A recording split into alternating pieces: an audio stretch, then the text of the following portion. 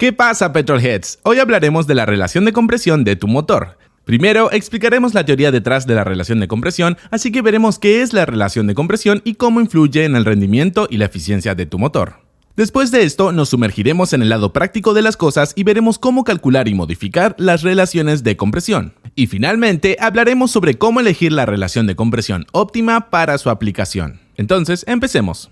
Cuando hablamos de relación de compresión, estamos hablando de la relación de compresión estática de su motor, y esa es la relación entre el volumen más grande y más pequeño de su cilindro. El mayor volumen de tu cilindro está determinado por la posición del pistón en el punto muerto inferior. Entonces, cuando el pistón está en el punto muerto inferior, este es el mayor volumen del cilindro. El volumen más pequeño del cilindro se produce cuando el pistón está en el punto muerto superior. Entonces, la relación de compresión es la relación entre estos dos volúmenes de cilindros. Entonces, si nuestro volumen de cilindro más grande cuando los pistones están en el punto muerto inferior es de 100 cc y nuestro volumen de cilindro más pequeño cuando los pistones están en el punto muerto superior es de 10 cc, entonces nuestra relación de compresión es 10:1. Ahora, tu relación de compresión, como su nombre lo indica, determina cuánto comprimimos la mezcla de aire y combustible dentro del cilindro. Cuanto mayor es la relación de compresión, más comprimimos la mezcla, y cuanto más comprimimos la mezcla, más acercamos las moléculas de aire y combustible. Ahora bien, esto es especialmente importante en un motor de encendido por chispa, porque en un motor de encendido por chispa, la combustión se produce como un frente de llamas que se extiende uniformemente, o al menos así debería ocurrir. Y significa que la primera capa que se enciende aumenta la temperatura de la siguiente capa y luego quema la siguiente capa y así sucesivamente. En otras palabras, la combustión se produce en las capas que se extienden uniformemente hacia el exterior. Y al acercar las moléculas de aire y combustible, facilitamos la transferencia de calor de una capa a la siguiente. Es decir, hacemos posible que la combustión se produzca de forma más eficaz y rápida. Y al hacer esto, nos aseguramos de que la mezcla de aire y combustible se queme más a fondo. Por lo general, se logra una relación de compresión más alta reduciendo el tamaño de la cámara de combustión y o acercando de alguna manera el pistón a la cámara de combustión. En ambos casos, acercamos el pistón al corazón de la combustión, a la fuente de energía, y al hacer esto permitimos que una mayor cantidad de esta energía se transfiera al pistón de manera más efectiva y se convierta en energía mecánica. En otras palabras, al aumentar la relación de compresión, podemos aumentar tanto la potencia como la eficiencia del motor.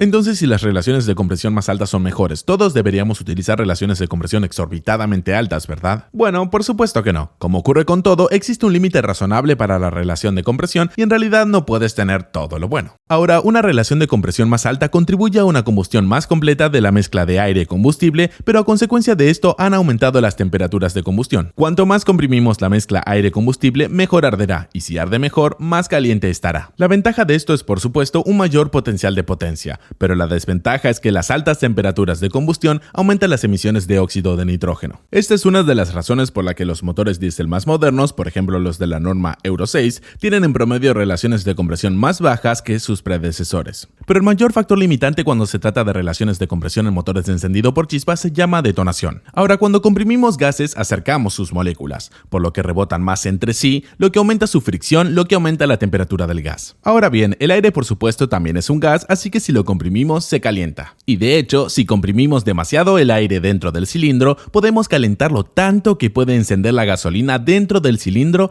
antes de que le alcance el frente de llama que se expande uniformemente iniciado por la bujía. Cuando esto sucede, tenemos detonación.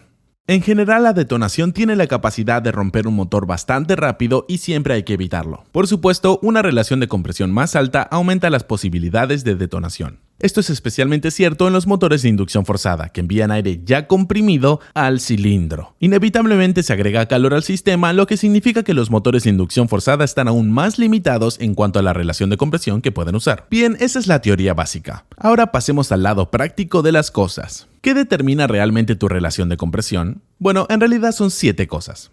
El diámetro de tu motor, su carrera, el grosor de la junta de la culata comprimida, el diámetro de la junta de la culata, la distancia entre la parte superior del pistón y donde apoya la culata, el volumen de la cabeza del pistón y el volumen de su cámara de combustión.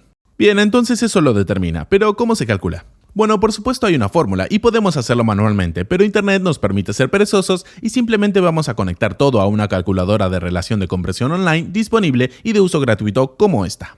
Ahora, para usar como ejemplo, ingresaré los valores de mi motor Toyota 4AFE de 1.6 litros que planeo turboalimentar a 300 caballos con gasolina corriente e instalarlo a mi Toyota MR2 MK1. Entonces comencemos con el diámetro del motor. Obviamente ese es el diámetro de nuestro cilindro. En mi caso es de 81,5 milímetros. Nuestra carrera es la distancia que recorre el pistón desde el punto muerto superior hasta el inferior y en mi caso son 77 milímetros. El diámetro de la junta de mi culata es de 83 milímetros. Ahora, algunas calculadoras de relación de compresión online en realidad no tienen una entrada para el diámetro de la junta de la culata. En general, estas calculadoras asumirán que el diámetro interior de la junta de la culata es igual al diámetro interior del cilindro y te dará un valor de relación de compresión ligeramente más alta respecto a las calculadoras que tienen esta entrada, porque en general el diámetro interior de la junta de la culata es un poquito más grande que el diámetro interior del cilindro. El grosor de la junta de mi culata comprimida es de 1.4 milímetros y el volumen de mis cámaras de compresión es de 36.5 centímetros cúbicos. Finalmente tenemos la distancia entre la parte superior del pistón y la parte superior del bloque. Obviamente esto se mide desde el PMS, y si tu pistón sobresale por encima del bloque, este valor debe ingresarse con el signo menos. Si el pistón está perfectamente alineado con el bloque, entonces el valor es 0, y si la parte superior del pistón está ligeramente por debajo del bloque, entonces el valor debe ingresarse como un valor positivo. En mi caso, el pistón está a solo 0.1 milímetro por encima del bloque, entonces estoy ingresando el valor con el signo menos. Bien, una vez que tengamos los valores, simplemente hacemos clic en calcular CR y obtenemos nuestro resultado. Y como puedes ver en mi caso, esto es 8.44 a 1. Ahora, antes de explicar por qué elegí esta relación de compresión en particular, expliquemos cómo modificar tu relación de compresión. Ahora, modificar la relación de compresión estática de un motor es realmente fácil durante la fase de construcción del motor, pero es imposible hacerlo una vez que el motor está ensamblado y en funcionamiento. Y esto se debe a que para modificar la relación de compresión, debemos modificar el hardware que conforma el motor. Comencemos con el diámetro y la carrera del motor. En igualdad de condiciones, aumentar el diámetro y o la carrera del motor aumentará la relación de compresión. Y esto se debe a que ya sea aumentando el diámetro o la carrera, estás aumentando el volumen más grande del cilindro cuando los pistones están en el punto muerto inferior, pero también estás dejando el volumen más pequeño del cilindro cuando los pistones están en el punto muerto superior intactos. En la mayoría de los motores estamos bastante limitados en cuanto a aumentar el diámetro sin modificaciones importantes. En la mayoría de los casos, el diámetro original se puede aumentar en aproximadamente 2 milímetros en la mayoría de los motores, antes de que se acabe el material entre los diámetros que soporta el bloque. Por otro lado, los kits de Stroker, por ejemplo, te permiten aumentar la carrera del motor en una cantidad bastante sustancial, en algunos casos hasta 10-15 milímetros, lo que significa un aumento bastante sustancial en la relación de compresión. Lo siguiente que podemos cambiar es por supuesto la junta de culata, y esta es probablemente la forma más sencilla y rentable de modificar la relación de compresión. Al cambiar el grosor de la junta de culata, cambiamos el volumen del cilindro, lo que por supuesto cambia la relación de compresión. Una junta de culata más gruesa reducirá la relación de compresión, mientras que una junta de culata más delgada aumentará la relación de compresión.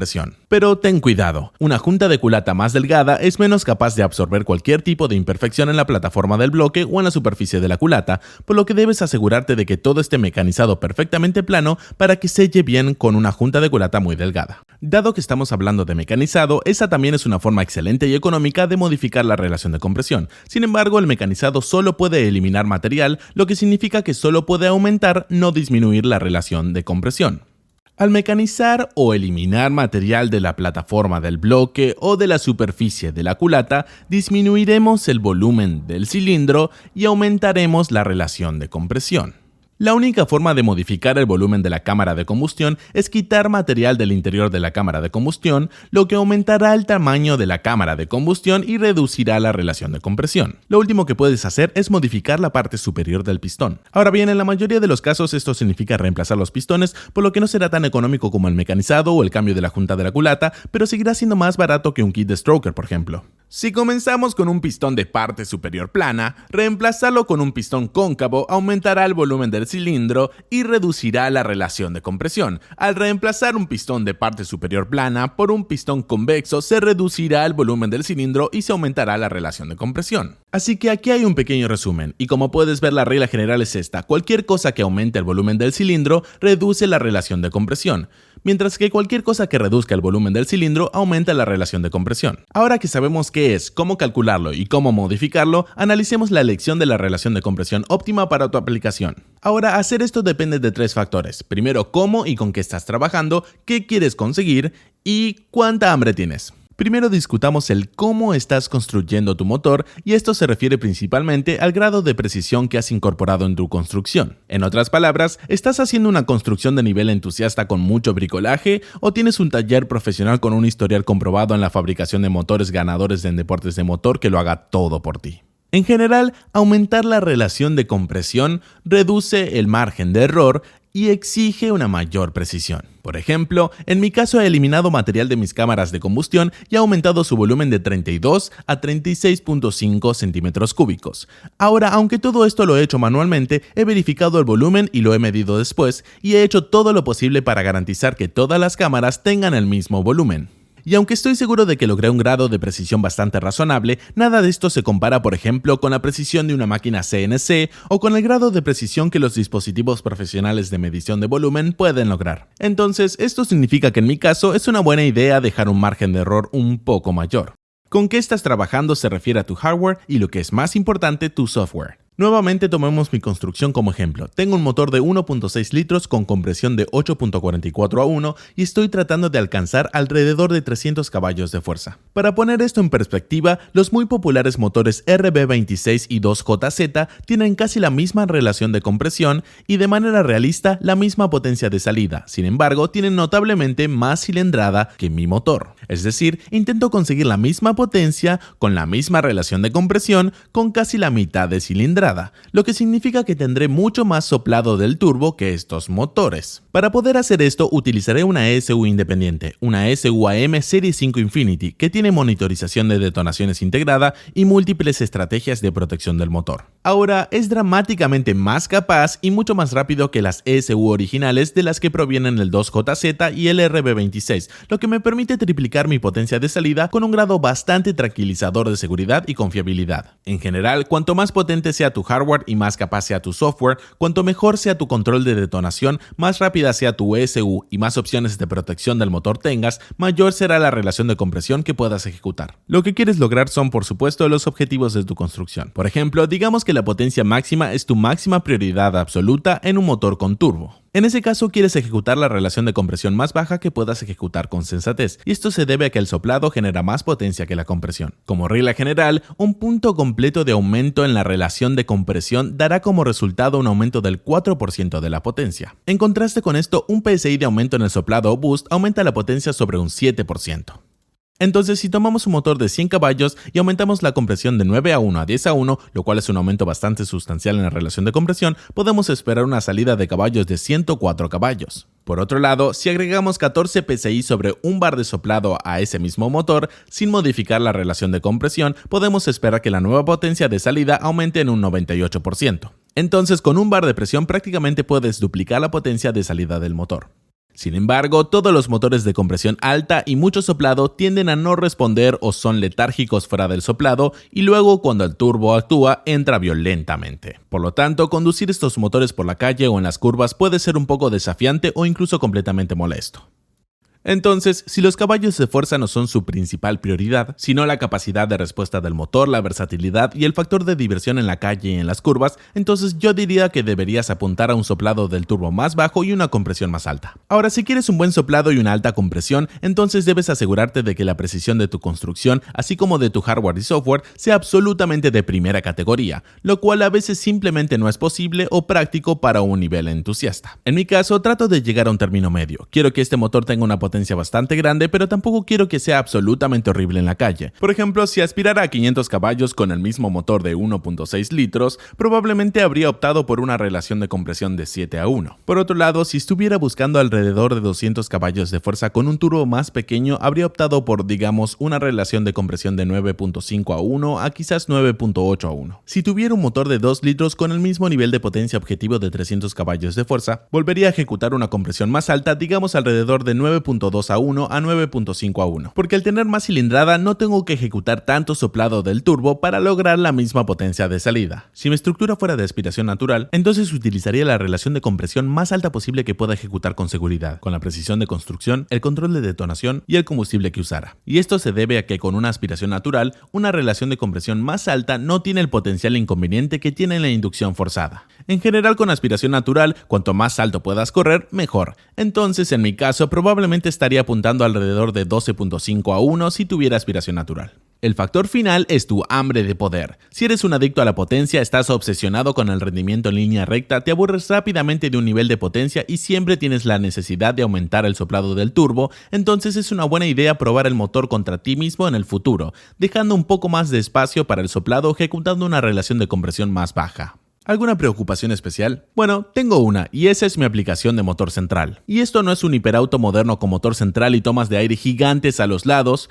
es un coche cuadrado de los años 80 con motor central con un pequeño conducto en el costado. Y aunque puedo agregar conductos y solucionar esto, inevitablemente tener el motor en la parte trasera aumenta el potencial de complicar el intercooler, reducir su efectividad y sumar calor al sistema, lo que puede aumentar la temperatura del aire de admisión. Por lo tanto, ejecutar una relación de compresión más baja también deja algo de espacio para eso. Y ahí lo tienes, relación de compresión, siempre un compromiso. Pero espero que el video de hoy te ayude a tomar las decisiones correctas para lograr el mejor compromiso para tu aplicación. Como siempre, gracias a todos por ver y nos vemos pronto con más cosas divertidas y útiles en el canal Driving for Answers en español.